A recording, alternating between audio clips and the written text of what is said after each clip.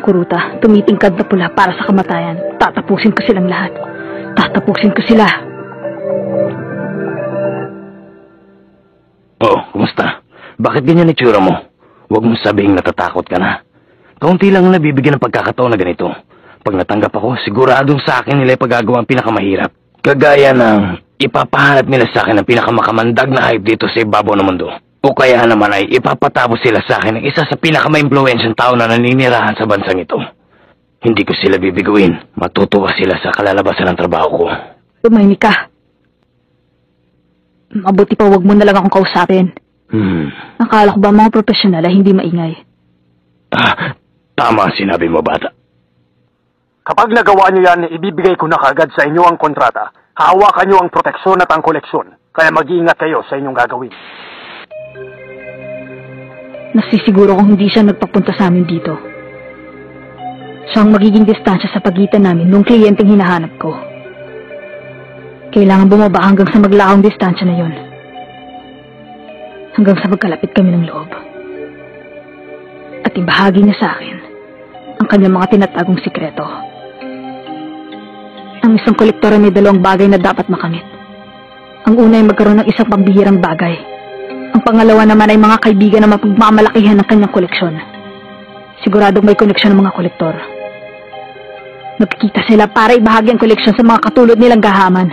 Doon ako magsisimula sa paghahanap sa mga walang pusong spider. Huhulihin ko sila at isa-isa ko silang tatapusin. Hindi mabuksan ang pinto. May isang mahalagang bagay pala akong nakalimutang sabihin. May hinanda akong espesyal na programa para sa pagdating ninyong lahat. Paglipas ng 6 na minuto ay may darating. Hindi ito totoo, pero dapat din nating malaman kung hanggang saan ang itatagal nyo sa pakikipaglaban. Pero kahit isa lamang itong pagsubok, kailangan nyo pa ring mag-ingat dahil gusto ko talagang malaman ang inyong gagawin kapag nasa gitna na kayo ng labanan.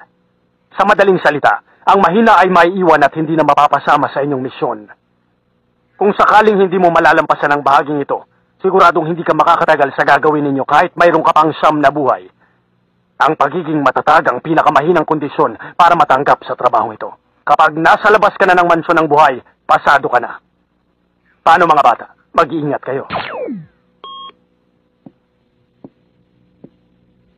Maiiwan ko po muna kayo dito sa loob. Sana'y makalabas kayo rito ng buhay.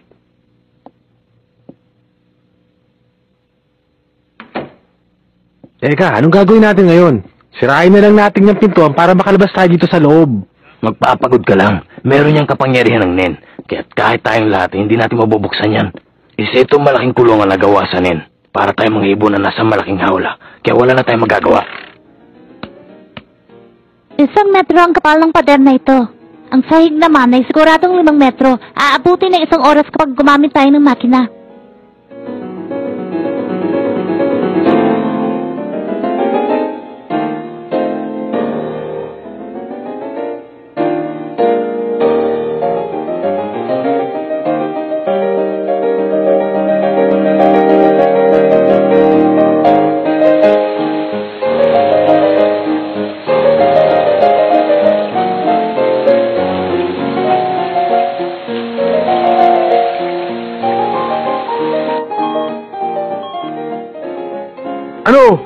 Upo na lang ba kayo? Mag-iisip ng paraan.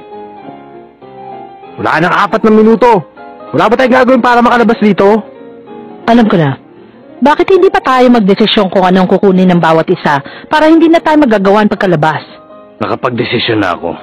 Sa akin ang kanang kamay ng mami. Kung sa'yo ang kamay ng mami, sa akin naman ang bungo ng unicorn.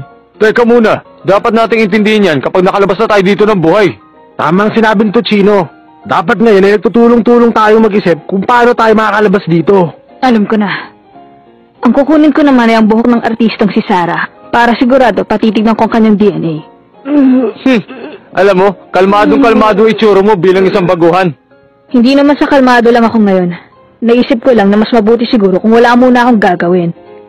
Ano sabi mo? Ipaliwanag mo nga! Bakit tatahimik ka lang at hindi tutulong sa pag-iisip ng paraan? Walang sino man ang makapagsasabi kung ano oras sila atake. Kung gusto talaga nilang malaman ang ating kakayahan, susugurin nila tayo kapag hindi na tayo nakahanda. Tama.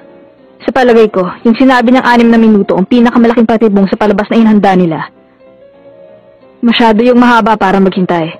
Pero masyadong maiksi para magkasundo mga tao ngayon lamang nakita sa buong buhay nila. Wala nang sasama pa sa mababaw na pagkakaintindihan ng grupo. Mababaliwala lang kooperasyon kung walang tiwala sa isa't isa, magdududa at magbabalisa ang lahat. Kung wala kang tiwala, kahit ikaw hindi makakaisip ng paraan hanggang sa tapusin mo ang iyong mga kasamahan. Kaya sa mga pagkakataong katulad nito, mas mabuti pang hindi ka nalang humanap ng mga katulong at ipunin ang lahat ng natitira mong lakas para mapaghandaan ang pagdating ng iyong kalaban. Yun ang dahilan. Pero bakit kailangan pagawa nila sa atin ang ganitong pagsubok? Kung gusto nila makita ang ating kakayahan, sabihin nila kaagad. Malamang, ang gusto nilang makuha ay yung profesional na makakapag-desisyon kaagad kahit na anong oras tumating ang problema. Matalino ka, bata. Magaling ka para sa isang baguhan. Kung ako magre-reklamo, abuti na mahabang oras. Kung meron ditong espiya, ito ang kanyang pagkakataon.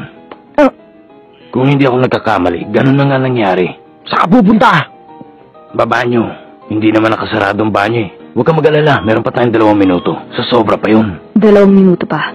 Parang natatakot ako. Ano itong nararamdaman ko? Hindi ito totoo. Pero dapat din nating malaman kung hanggang saan ang itatagal nyo.